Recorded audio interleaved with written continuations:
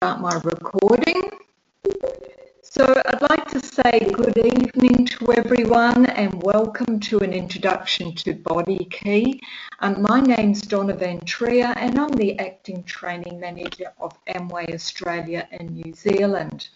So this webinar is directed to medical and health professionals like yourself or anyone who would be interested in learning a more scientific and medical approach pertaining to our new weight management program. This webinar is going to go for approximately 40 minutes with question and answer time available at the end. So can I ask you please to type your questions in the pane provided on the right hand side of your screen. Now we're going to leave questions to the end of the presentation to allow Kristen to cover all of her content. So please note also that Kristen's expertise lies with the assessment and the BodyKey products, the NutriWay products, not the in-body band. So please direct your questions to the weight management program. So without further ado, I'm absolutely thrilled and privileged tonight to be able to welcome Kristen Morris. Kristen has kindly offered to present this webinar to you, and she's right now sitting at her computer. It's 5 o'clock in the morning in Ada, Michigan, and I know it's really cold over there, so I hope you've got your heater cranked up, Kristen. I'm ready. Good. So Kristen is our senior research scientist responsible for research and clinical investigation at Amway. She plays an integral role in the scientific and clinical research programs to develop and support the Amway Nutrilite nutrition brand. Nutrilite is the world's #1 selling vitamin and dietary supplement brand. Kristen has a Bachelor of Science in Microbiology, a Master of Science in Nutrition, a PhD in Nutrition Biochemistry, and is accredited with several patents to her name. She was not only incredibly qualified to help develop the BodyKey program, but has a passion for the study and research in the area of obesity, and has even completed a postdoctorate program focused on overweight and obese adults. And apart from all of that, she's a fabulous lady. So tonight it gives me great pleasure to welcome Senior Scientist or Senior Research Scientist Kristen Morris, and I'm going to pass this over to Kristen. Thanks, Kristen. Thank you. Good morning, good evening, everyone. I'm so thrilled to have this opportunity. I was just in market a couple of months ago, and at that time, they're asked if I would like to give a webinar that was, more focused on the science behind the program. And I'm a science geek, so if you ask me to talk about science, I'm going to take you up on that. I'm going to minimize this right here, and so thank you all for joining us.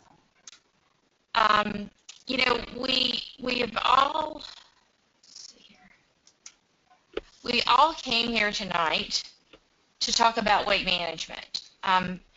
What is it about this one question that you're seeing that's so compelling that we would give up an hour of our evenings, an hour of our morning to spend discussing this topic? And this is what's so compelling about it. I'm going to, excuse me just a second, put on my laser pointer. We have, despite all the warnings that we've been hearing over the last 10, 15, 20 years, despite the health consequences, despite rising healthcare costs for spending more money, we have not been able to slow down this train, this public health crisis. overweight and obesity just continues to rise. And we need to slow it down. We've got to turn this thing around. This is a problem that's affecting every region of the world, every socioeconomic class. It's only getting worse. I think when I think about what the impact of weight management and this obesity epidemic, I also think about our children. As I was growing up, I was very, very thin. I never would have ever imagined having a problem with my weight, and I didn't.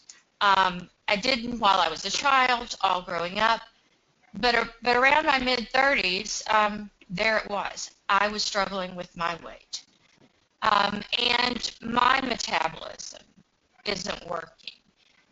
When we have a weight management, when we have a body weight problem, when we weigh too much and we have too much body fat, that's the manifestation of some chaos in our metabolism that's going on.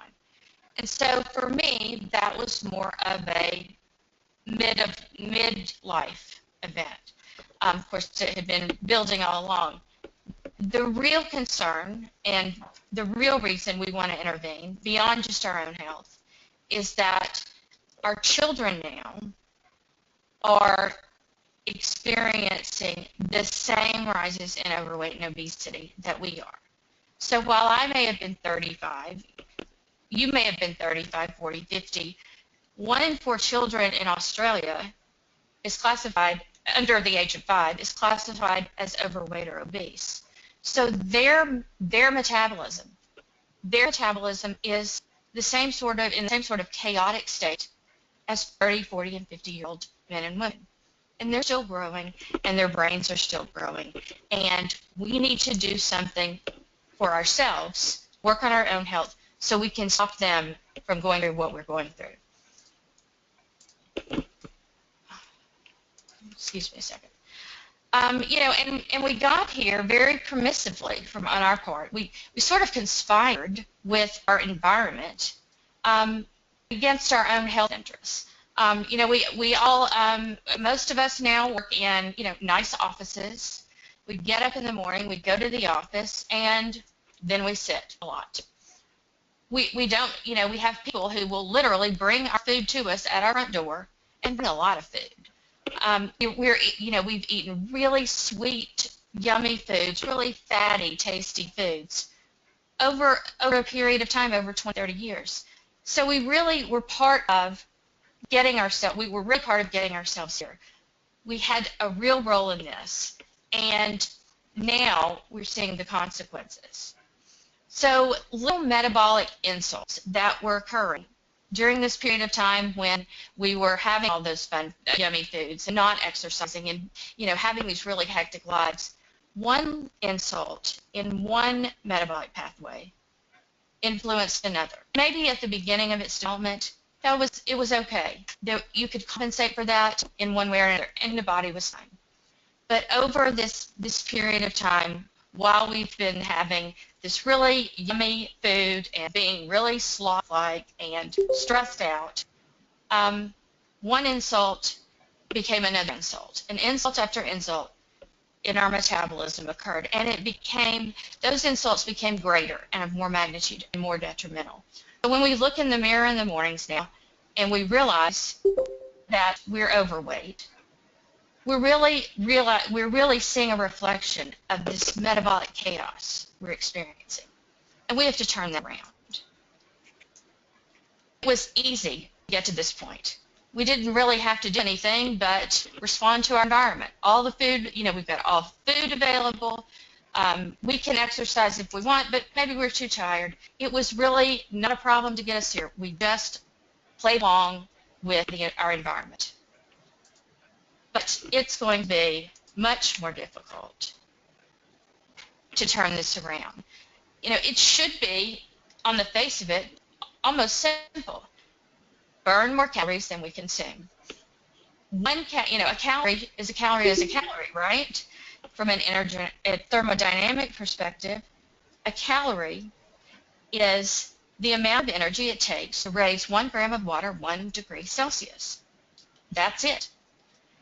But our human physiology has a funny way of rejecting the most, uh, the simple, the simple principles that we built our lives around. So when we think of calories, they should all be the same, energetically, thermodynamically they are. But we respond to calories metabolically in different ways. And some of us respond to a calorie from carbohydrates in an exaggerated way and to a greater extent than maybe our wife, our husband, our child. So diet is part of it. And there are a lot of other factors. But here at Nutrilite, we decided maybe we could do something, which is, it was almost a little arrogant if I think about it now. What made us think that we could develop a program that would be something other than different and perhaps more evolved than all programs that are already out there. So where we began is we had to know what our baseline was. What else was out there? What other weight management programs were out there? And we looked all across the globe. We looked at programs that were really successful. Weight Watchers, for instance. We know that a lot of people can realize real lasting weight loss in Weight Watchers. So what is about a good program like that? What are the key elements that are seeing those benefits? And with other programs that maybe aren't so good or aren't so evolved, comprehensive, what are they missing? And are there components of all of these programs that are being addressed? That was our baseline, figure out what's out there.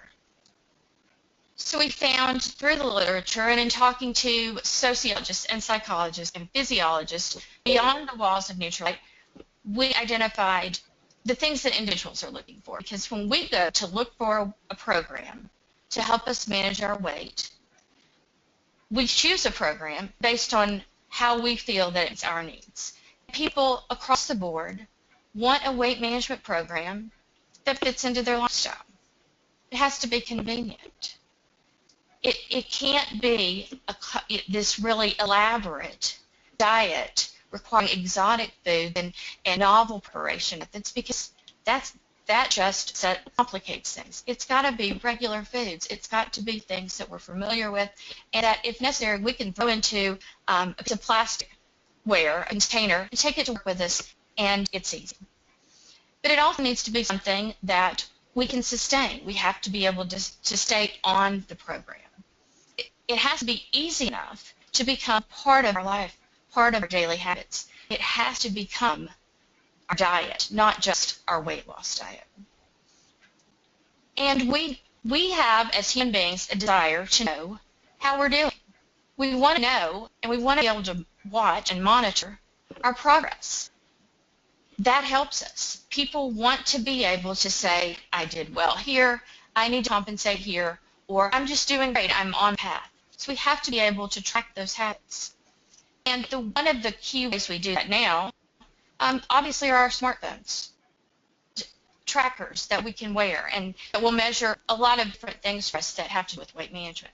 So we started here, and then we went to the next phase of our research. We began to then look for ways that we could drive changes, real changes, lifetime changes, through a weight management solution.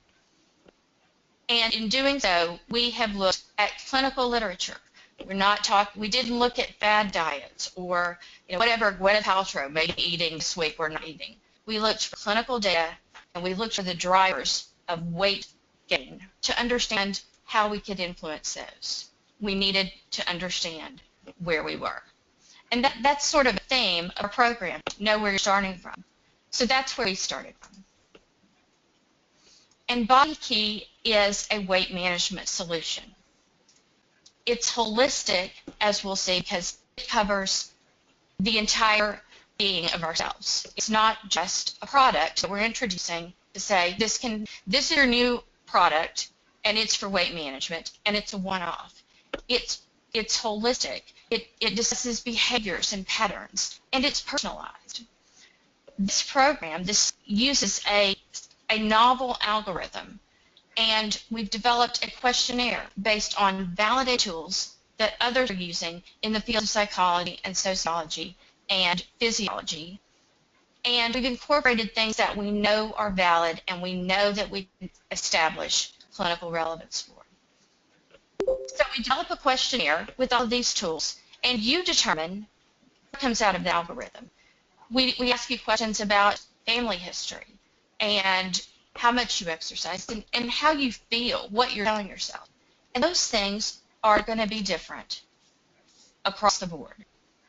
So we need to understand how we could help the individual person. We're going to make it personalized. That was our goal. And again, this is our algorithm, and all the information that went into developing this program is backed by powerful science. 3 years of work on getting the program to market, many years of work getting us ready to go to market. And in the end, we have a solution that includes our personalized assessment. The Nutrilite Health Institute developed this assessment involving questionnaires and the tools to understand the key drivers of successful weight management. Of course, there's diet. You can't get around diet. We're going to have to change the way we eat, and physical activity. Those are two domains that are universal in weight management programs and solutions. You can't get away from that. But as we were looking at all of the other programs and solutions that are available in the market, and as we understood what the real challenges were for individuals, 4 domains continued to be relevant. Those domains are the biggest challenges we face when trying to lose weight. There's stress, which plays a huge role in weight management, weight gain, food intake, energy metabolism. Sleep, how we sleep, when we sleep, why we sleep. Our meal patterns. It's not just the food we eat, we now know that. It's when we eat, how we eat. And our mindset. Of course, our mindset. Of course, that's going to be important. But that's been a neglected part of all of these programs and solutions. So those 4 domains continue to be relevant. And then going back and looking at the programs that are already on market, we found that some of the really good ones might address diet and physical activity, and 2 or 3 of the other domains,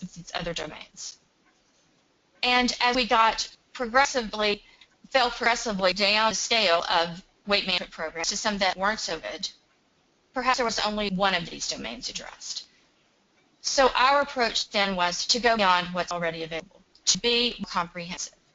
And we understood now that the key drivers that have kept us from being successful in our last weight management program are found in these domains.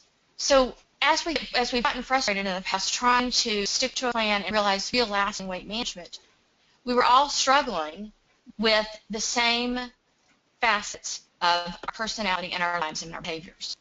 We just weren't able to address that.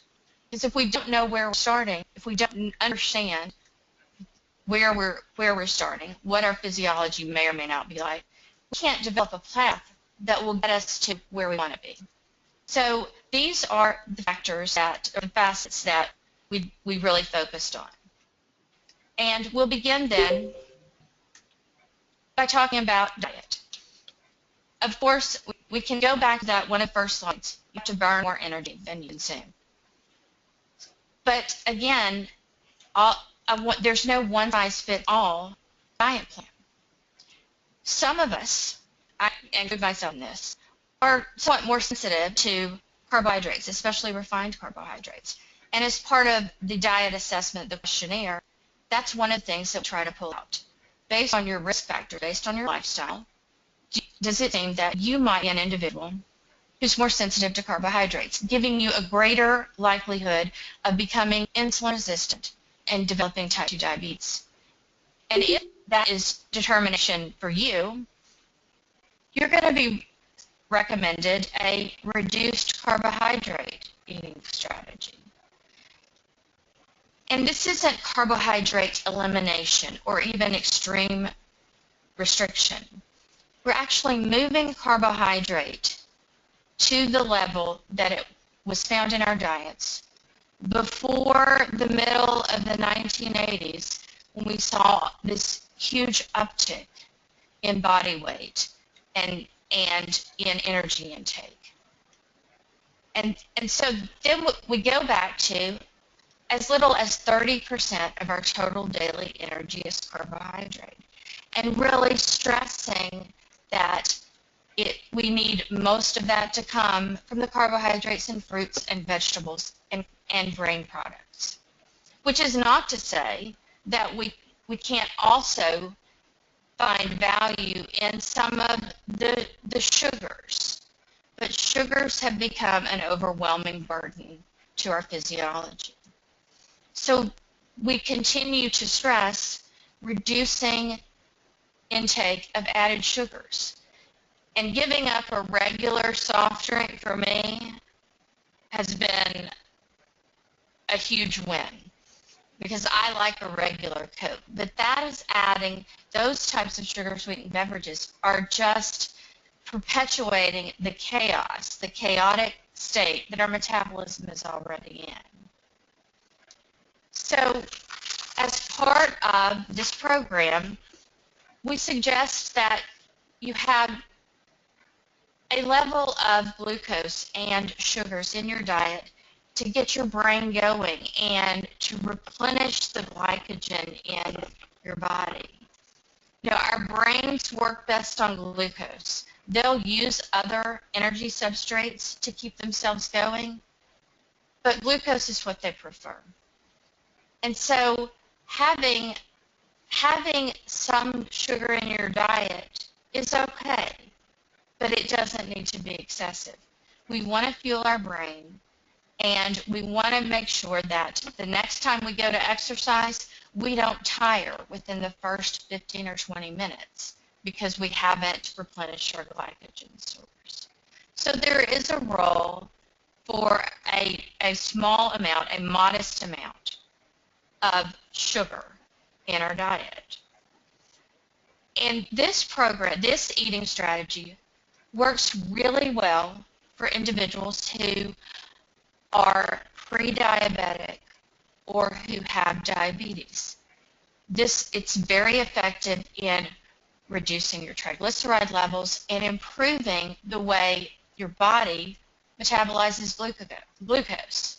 You know, insulin is sort of the key that unlocks the doors on our cells to allow glucose in.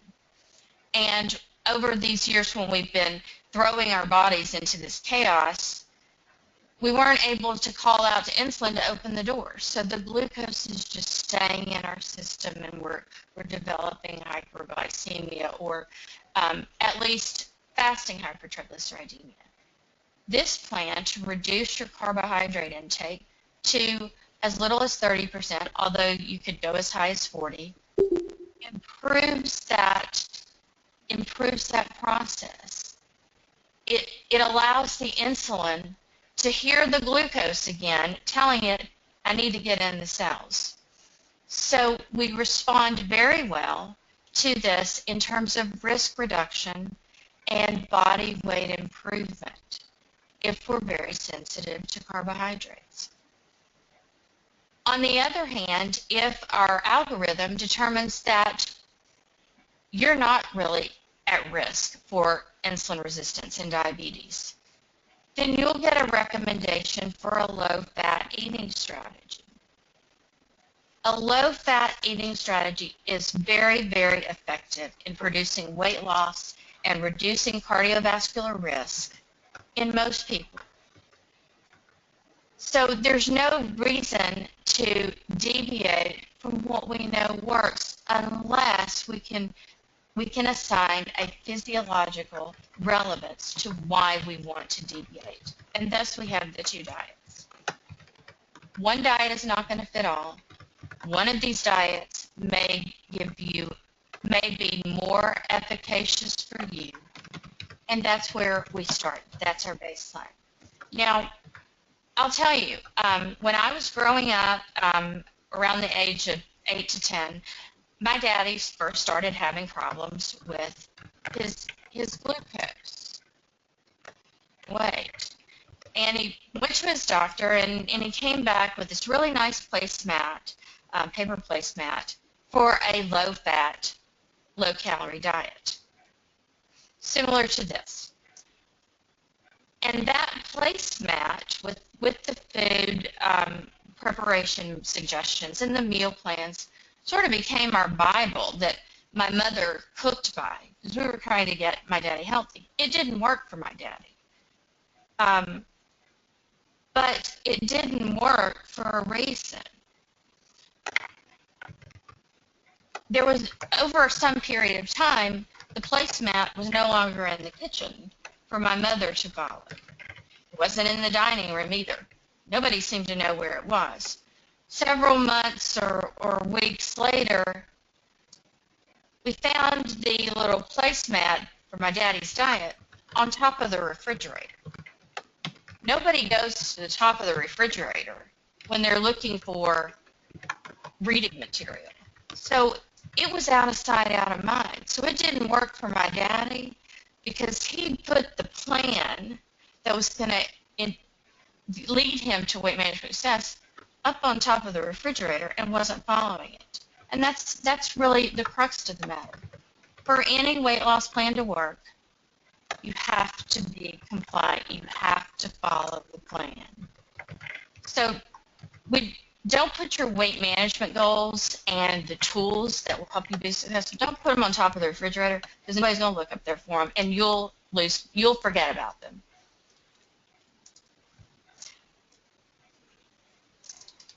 Part of our, over the last period of 10, 15 years, we also realized, and the literature has developed an understanding of meal patterns and habits that are just as important as the foods we're eating. So it's not just our diet. It's the way we are consuming our diet. It's when we're consuming it. It's how we're consuming it. And those are another aspect of weight management programs that's sort of neglected. So there are a couple of key points here. Number one, we've got to eat breakfast. We need to eat breakfast in the morning. We need the protein, and we need to get going. It'll keep us fuller during the morning. We'll be less likely to snack.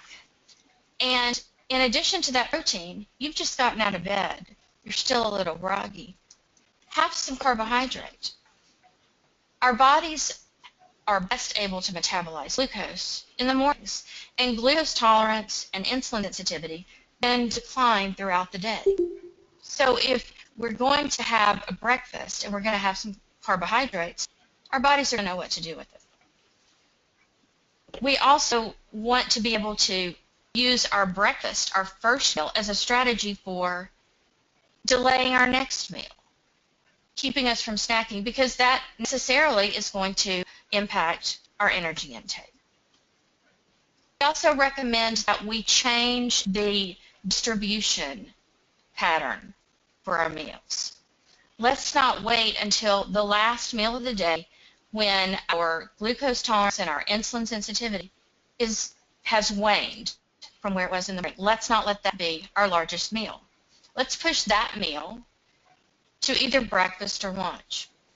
That's going to give us our metabolism the optimum opportunity to dispose of those nutrients. We wait till later in the day to have a big meal, and especially a meal containing a lot of carbohydrates and fats. We experience a shorter period of time between that meal and the time we should be sleeping. And that influences the way that our bodies metabolize the energy intake, because there's a whole sequelae of hormonal changes and physiological changes that occur as we're sleeping. When we have a late meal, those events are disrupted. Hormones that should be rising get disturbed, and they start to fall out of balance with those hormones and peptides that should be falling at night. So we need to restore some balance to that. And one way to do that is to have our largest meal earlier in the day. Even 4 hours, if we have our large meal and then 4 hours later go to bed, there's an impact on the way our bodies metabolize the energy. So it's not just that length of time between eating and the time we go to sleep, but it's how late we go to sleep. Our bodies are still going to have built into them these circadian patterns, and there are clock genes that determine when various processes and physiology and signaling should occur and when they should rise and fall, morning, evening. So just delaying our meals till later in the evening disrupts that. We find that if we have a big meal, especially a carbohydrate meal, late in the evening and within 2 or 3 hours of going to bed, it seems to make us hungrier the next morning. And it seems to, one of the ways it does that is because it disrupts the balance between two particular hormones. And those hormones are leptin and ghrelin. Now, it's not important that we understand all of the regulation of leptin and ghrelin. But what is important is that we recognize that disruption of those hormones, and there are many others as well, has a great impact on our ability to lose weight. So ultimately, we want to, again, restore some order to this disruption in our metabolism that we allowed to happen for many, many years. And so we have a change in our diet strategy altogether. We first understand what's going to work best for my body. Is it going to be a reduced carb diet, or am I going to find greater effect with low fat diet? And then the next step in that is understanding how we're eating and changing the pattern in which we eat to help move us further along our goal of optimal body weight. So two aspects pertain directly to the foods we eat and the pattern in which we eat them. So I mentioned sleep.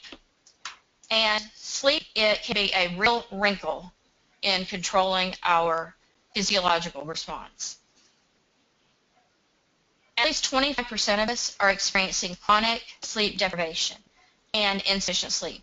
And that means we're either not sleeping for long enough, or maybe we are sleeping for an extended period of time, but the quality of that sleep is quite poor. Maybe, and the fact that we're going to bed very late, waking up very early, is shortening the window in which our body reestablishes the 24-hour pattern in our metabolism.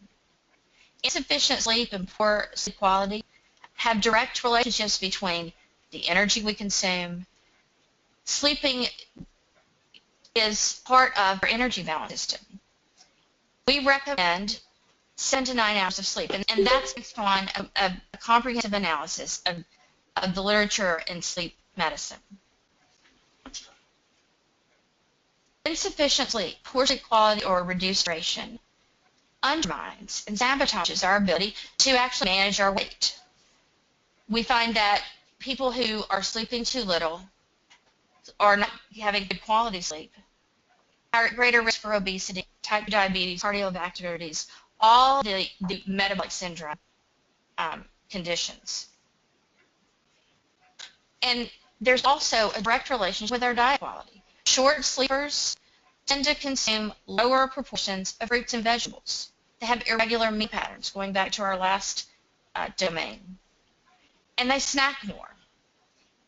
It also seems that poor sleep patterns, too little, poor quality, cause us to crave certain foods and consume more of them, and in particular, carbohydrates, especially simple carbohydrates.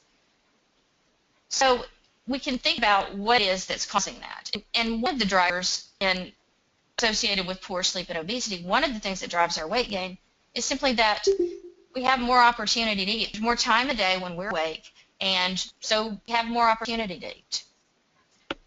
We also know that our mood is affected by sleep, and in the mornings we're groggy and tired, and we're not in a good mood, and behaviors come to play and say, I know something that will help us. Let's have something that's got a lot of simple sugars in it. That's what your brain is telling it, because it's gonna get some energy and it's gonna help our mood. So we're compensating without even understanding the process. So we sleep too much, we sleep too little. We get this entire profile of drivers of, of weight gain. And again, we see leptin and ghrelin, those two hormones that are involved in appetite and energy balance, come into play. Leptin is one of these signals to our bodies that we've had enough food. It's secreted in proportion to the amount of fat you store in your body. And what it should do, what the pattern of that hormone should have a 24-hour pattern. Leptin rises while we're sleeping. Why is that? Because we don't want to get up in the middle of the night to sleep. Those conditions exist. So it keeps us from getting hungry while we're sleeping. As we wake up, leptin levels then respond differently. Ghrelin, on the other hand, is what we call a meal initiation signal. Ghrelin is something that's telling us to eat. And so what's going on? Those two hormones are counterbalancing each other. We're not sleeping well. We're not getting enough sleep. The balance is disrupted. And in some cases, we find that neither of them are responding. So there's not a rise or fall in either. Sometimes they're both going up, and they should be going in opposite directions. But the end result is, again, this disruption and imbalance in our hormones. So in order to ensure that we can restore that balance and some order to our sleep pattern and get back on track, we're going to have to understand how we sleep. And we'll talk about our tracking device later, which is going to help us do that. But here we've now covered the facets, and the underlying theme with each of these is knowing where you're starting. We don't know where we start. We can't develop a plan to get to where we want to go. So this also plays into our stress response. When we have bosses and coworkers, we have time commitments, we have children needing to go here, and over the period of time in which we were cooperating with our environment to gain all of this weight, one of the drivers there was that we have these really busy and hectic lives. And the stress response really is the physiological response that will be responsible for restoring some balance, getting us back to a normal sort of physiology. When we are constantly activating our stress response and prolonging the time of the response, then that is going to necessarily impact our behavior, our food intake, and it will progressively lead to weight gain. In particular, stress seems to influence visceral weight gain, the way we carry our fat around the middle of our bodies. That's probably one of the drivers there is probably cortisol. Cortisol is a hormone that directly tells your fat cells to grow bigger and to make new ones. And when our cortisol levels are always high because we're stressed out, then we're constantly giving a signal to our fat cells to, hey, get bigger. Something's going on that is threatening to us. At some point, we may need to call on our energy reserves. And so we need to stockpile some energy. It does that in several ways, not just at the appetite side, but higher cortisol levels causes your liver to put out more glucose. It leads to a chronic level of higher blood glucose, and it causes protein breakdown in your muscles and lean tissue. It also keeps you from sleeping well.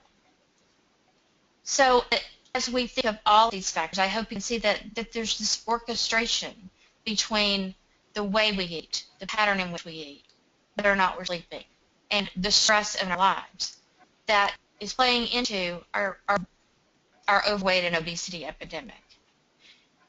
Being stressed out actually influences even if you're going to go to sleep. When you're not sleeping well, how does your body respond? It gets stressed, it worries about sleeping. So there's really no dissecting each of these individual domains from one another. They're so intricately combined. It's like scaffolding outside of a construction site.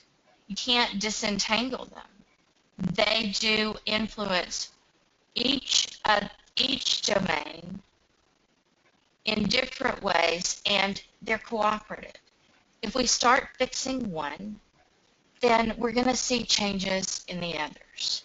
There's no magic bullet that's going to solve this problem for us. Pharmaceutical companies are spending millions and millions of dollars trying to find that magic bullet. That would be nice. I'd like an exercise pill. That's what I struggle with.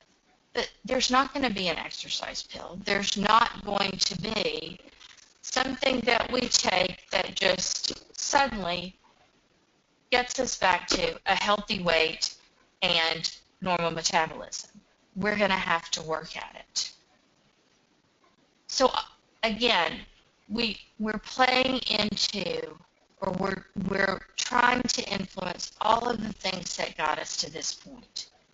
What we're eating, how we're eating it, when we're eating it, is it before we go to sleep, in the morning, and controlling our stress. One of the ways that we can take a break and start to better regulate our stress is to take 5 minutes at your desk, maybe every hour, and just do nothing. Laughing lowers your stress. Exercising lowers stress. So again, all of these things are built together. And we can't pull one of these domains out and say, okay, well, I'm going to fix my sleep and everything's going to be fine. It just doesn't work that way. But here's where we can really influence all of those domains. And that's by understanding how we currently think about our ability to control our diet and exercise. I'm not where I want to be in terms of a healthy body weight today, but I can get there. And understanding how I think and accepting and realizing that I can influence those things is a key way to get me there. There's a principle in social cognitive theory of self-efficacy. Self-efficacy in relation to weight management simply means that I believe that I have the ability to make changes in my diet, in my meal pattern, and with exercise that will get me to where I want to be. I can visualize it. I know that I'm in control of it. And in weight management, there are actually two different domains for mindset, the self-efficacy. Nutrition, diet, self-efficacy and mindset, and exercise self-efficacy. And for me personally, I'm in a good place with nutrition, mindset, and self-efficacy. I can change it, I am changing it, and I'm seeing the results of that. My struggle is with how I think about exercise. Quite frankly, I hate it. That hasn't always been the case. I remember when I was a child and it was summer vacation, my mother took me and my sister to a babysitter. Nevie, that's what we called her. Nevie kept a lot of children. And from the time we got to her house in the morning until the time we left that afternoon, we stayed outside and we played and we ran. We played croquet and we climbed trees. And I was active the entire time. And then I started sports and playing and cheerleading. So I was active and not even really realizing it, focusing on it, until about my late 20s. And all of a sudden, I didn't like to exercise anymore. And I say all of a sudden, it probably wasn't all of a sudden. And I haven't gotten back to that place where I can commit to it. I can talk myself out of going to the gym faster than you can turn around. I have to change that. With our nutrition mindset, we know that it's really important for us to start a program believing that we can be successful in changing our diet. It's the magnitude of that change from start until we get to our weight management goal that has a bigger impact.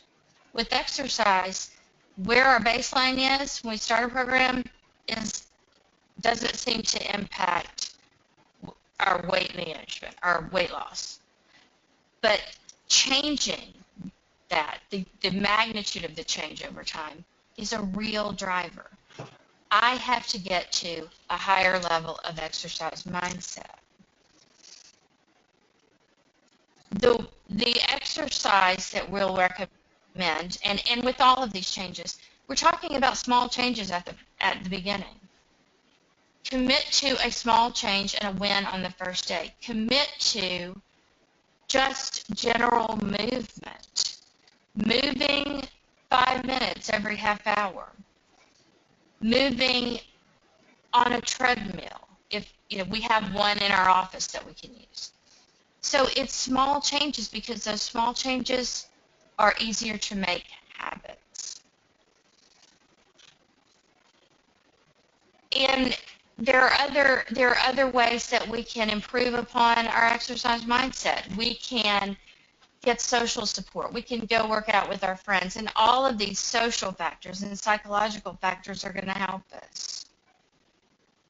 We can talk to ourselves differently, have a different dialogue, reaffirm to ourselves that we can do this, recall the last time we went to the gym and how it felt, and the last time we really enjoyed and committed to our fruits and vegetables. And all of those things then help us to realize this is doable and that we can do it. Back to activity. We don't have to be an athlete. Again, move a little bit, start moving a little more, and then you're moving a lot. The activity recommendations that will be made are based on World Health Organization recommendations.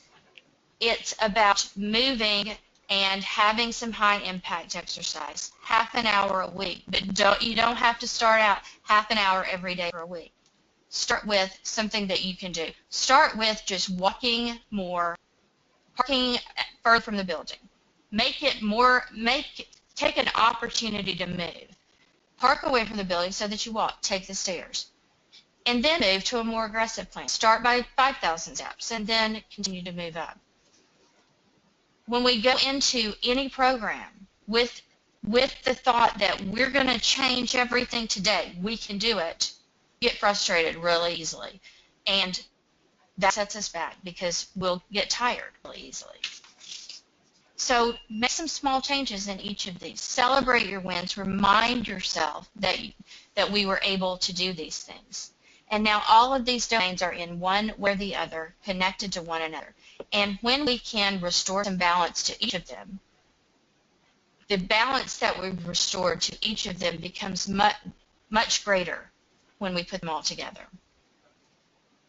As I mentioned earlier, one thing that people really want when they look for a weight management program is that they want to be able to track not just their diet, but their changes in their body composition. The BodyKey program uses the InBody band, and the InBody band is able to do something that no other tracking device can do, and that is that it can actually assess your body composition, your BMI, your percent body fat, your lean mass, and you can track that over time. It's real time. It also will track your sleeping pattern, how much you sleep. Is it good sleep? It monitors your heart rate. It has all of these features that are some of the things that people really want and that actually are associated with greater weight loss. And it will tell you when you've reached your goals. It will give you a vibration, a little to say, hey, you reached your 10,000. Another little piece of support. And it is fully integrated with our mobile BodyKey app.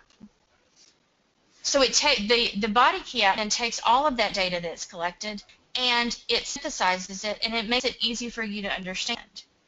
It will give you the information that you were looking for in terms of your weight and your muscle mass and your energy intake. You can see the changes. When you see the changes, they become much more real and alive for you.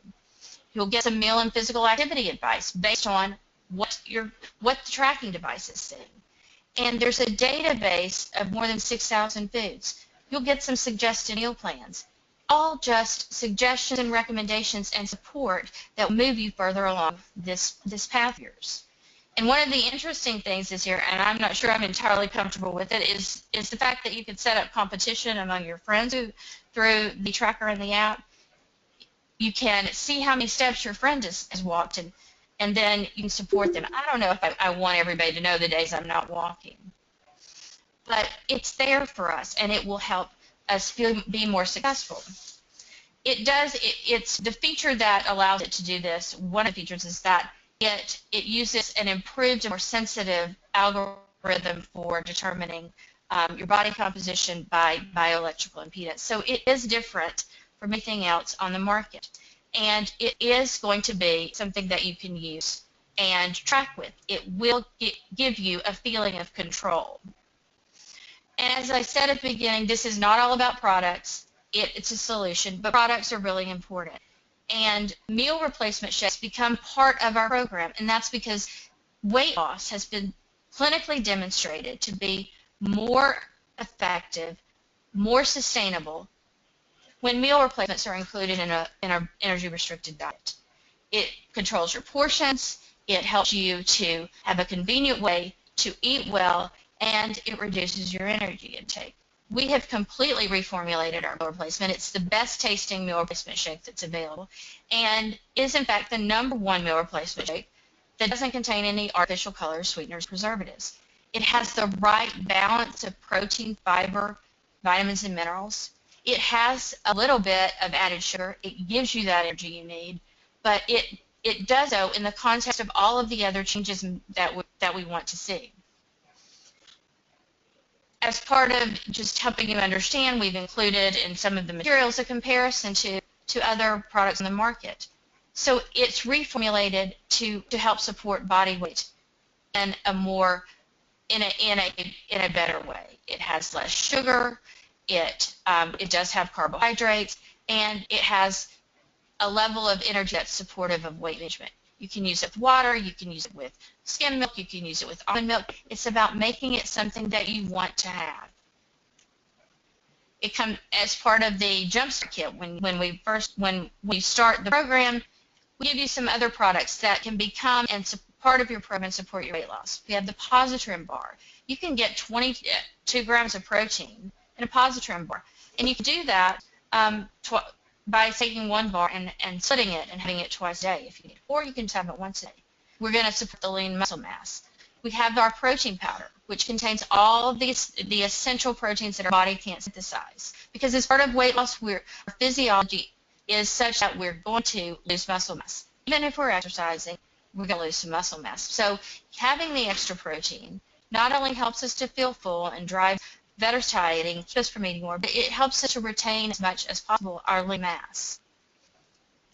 Daily supplementation is part of our Nutrilite philosophy. When we restrict our calories, when we lower our intake, when we change the way we eat, then we have changes in our vitamins and minerals. We want to make sure that even on our diet, we're recommending we have a full and complete nutrition plan, and all of our essential nutrients are part of that. Fiber is another part of this because it's another factor that keeps us from feeling so hungry all the time. So we have our fiber tablet. And this is your starter kit. These are the products that fit with the program that becomes the plan by which you can get to a better weight management journey. So again, our approach is to set realistic goals. Don't overdo it at the beginning. Understand that there are going to be days, maybe even weeks, where you just feel like you can't do it. And so you don't do it, but that's okay. Set a realistic goal and get back on track. Balance your eating habits. We try not to label foods as good or bad. We want moderation. We want full colors. It has to be an eating plan that you'll stick to, that you enjoy. Adequate sleep, lower stress. Those also, as we said, are key drivers in managing our weight. Celebrate each success. One success helps you to be more confident you can have another success. But again, our holistic approach is unlike any other program that's out there. We believe that we're addressing all of these factors that are going to make us more successful in managing our weight, that are going to settle down, balance, and introduce some order into the metabolic disruptions that we've created. So just as a recap, we have a great meal replacement shake. Meal replacement shakes work in an energy-restricted diet. This is a neutral-light program. Everything bears the standard of our 80 years of excellence in health and wellness and our research. This is a scientific program. It's personalized, it's based on science. It gives you the tools and it drives the domains that will help you become successful. And there's also another level of support and customer relationships and your association and contact with Donna and your other local NutriWay personnel, and they've got ways to help you. So again, we're trying to get us all to a better place. We're trying to stop that train of obesity. So as you start, as your family or friends start, just remember to keep it in mind and think about it and be cognizant of it. Because it's not going to work if you put it on top of the refrigerator and forget it. You have to follow the plan, and this is one that you can follow. We're running out of time, and I tried to speed up a little bit there.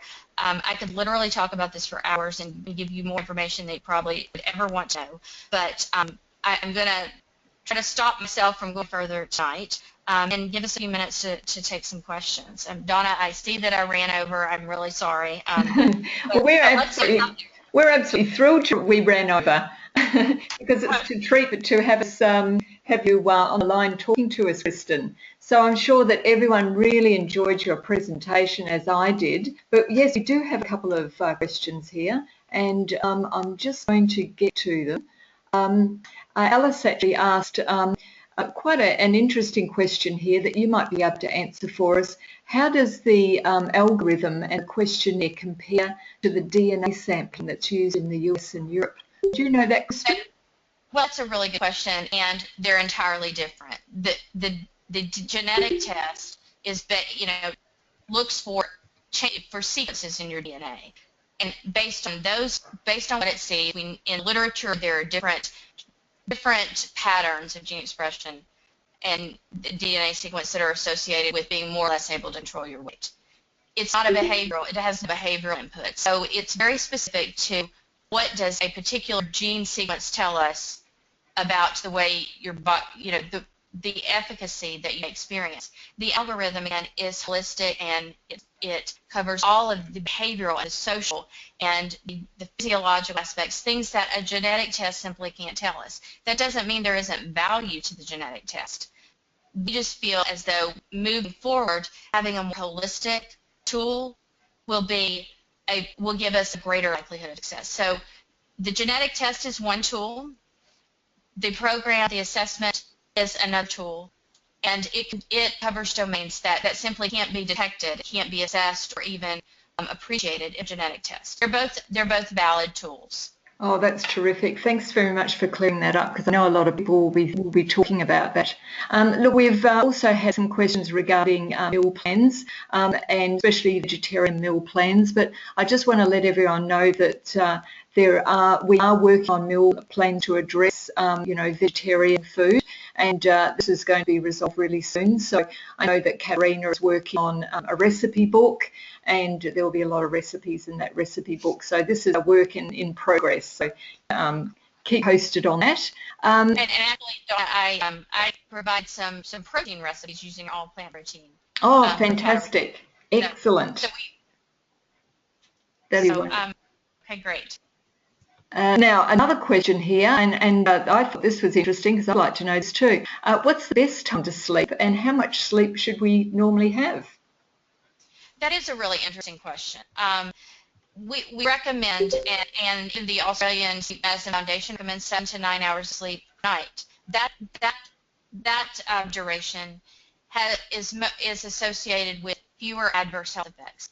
The link to when should we sleep during the day is very interesting because it does have an influence. We look at shift workers, and we can see that there are differences in the way their bodies respond to food and energy intake, and the way their hormones respond if they're on third shift versus first shift.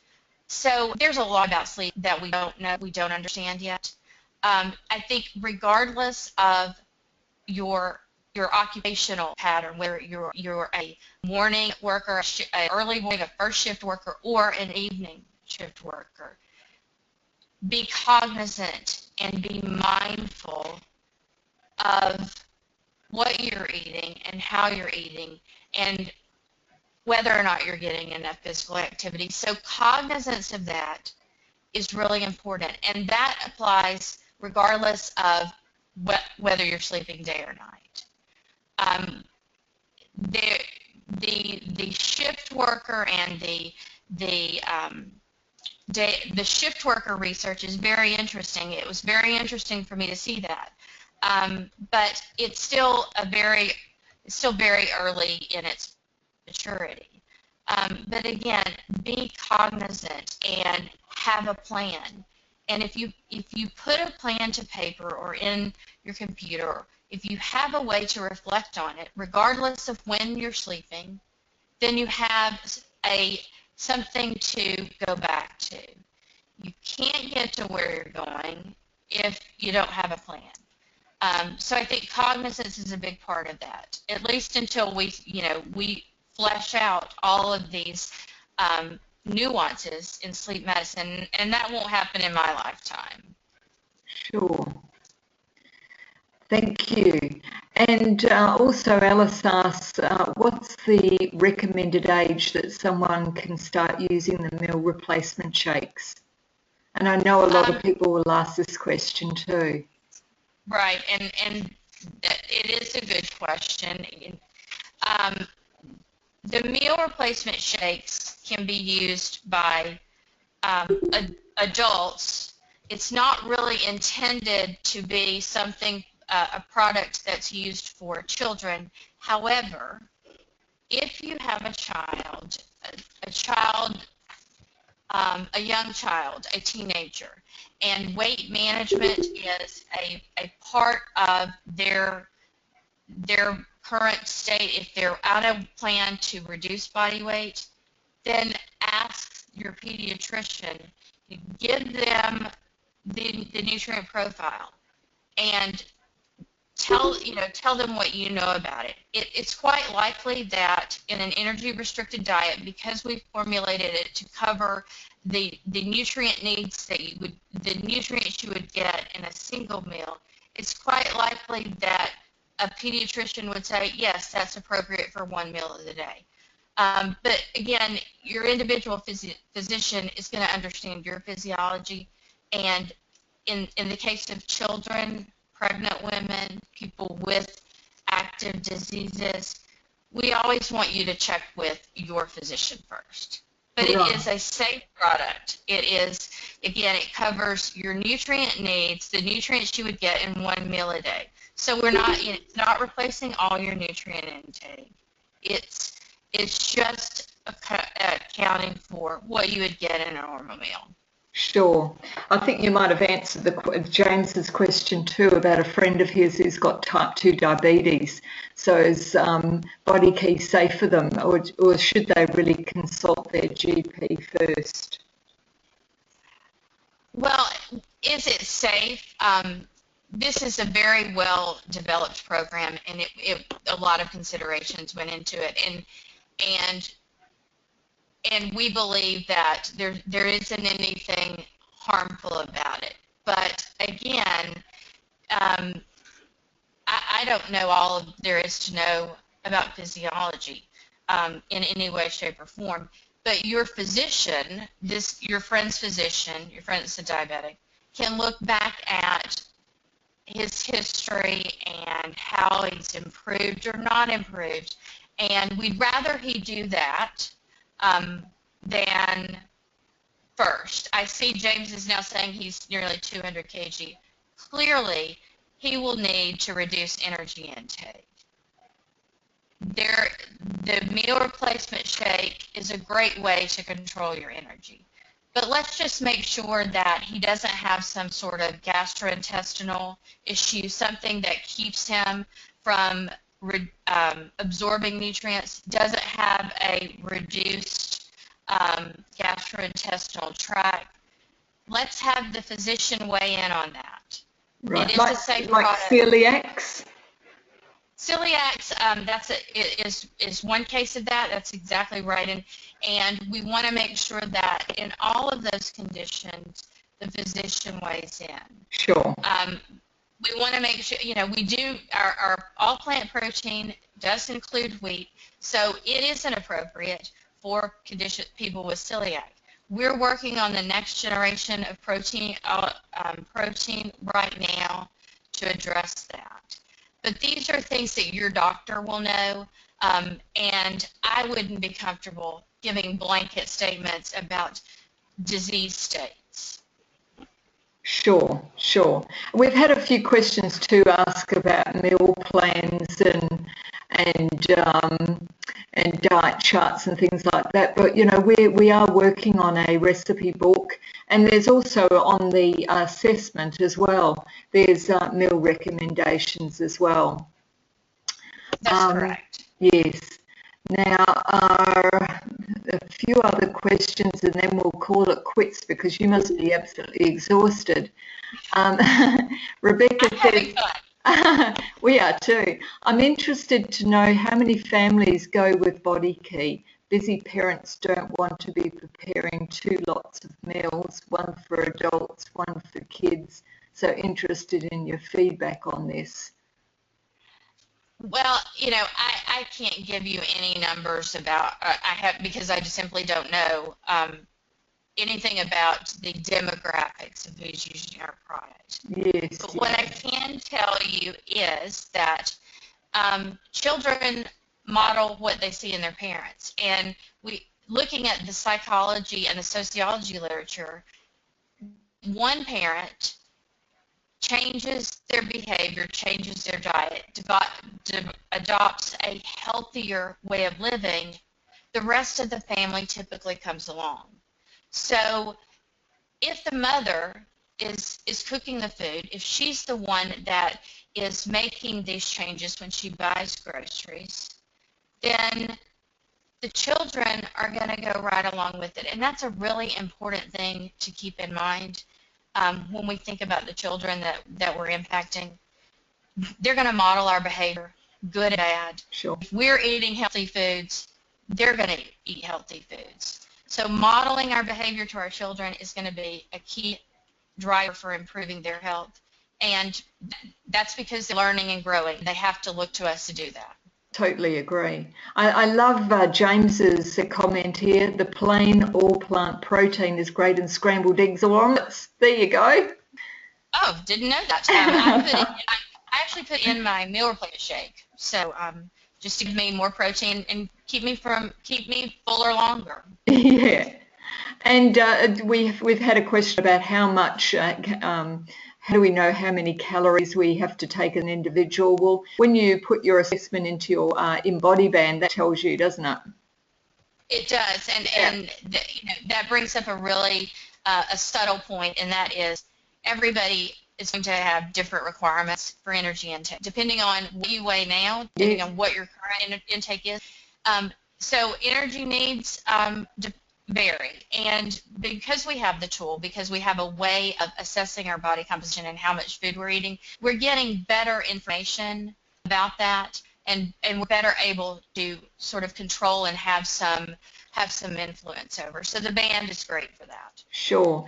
Now, two questions, we'll call it quits. So what's the right time to have a meal replacement shake in a day, and how many times max can we have a meal replacement shake?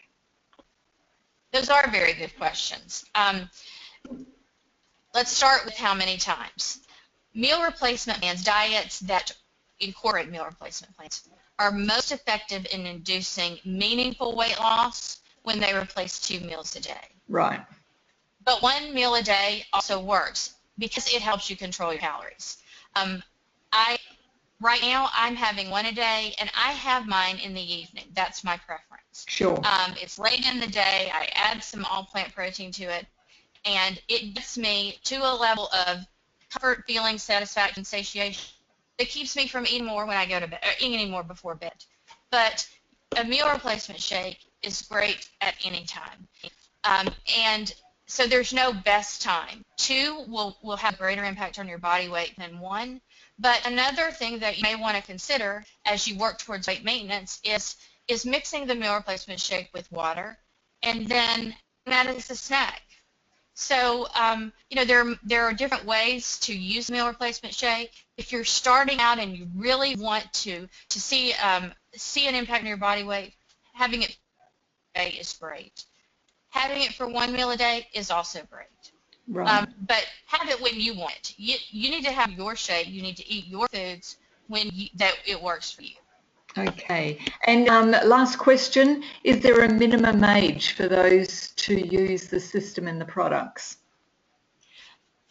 As with all of our products, unless it's children's products, we recommend that they're for adults, children over 18.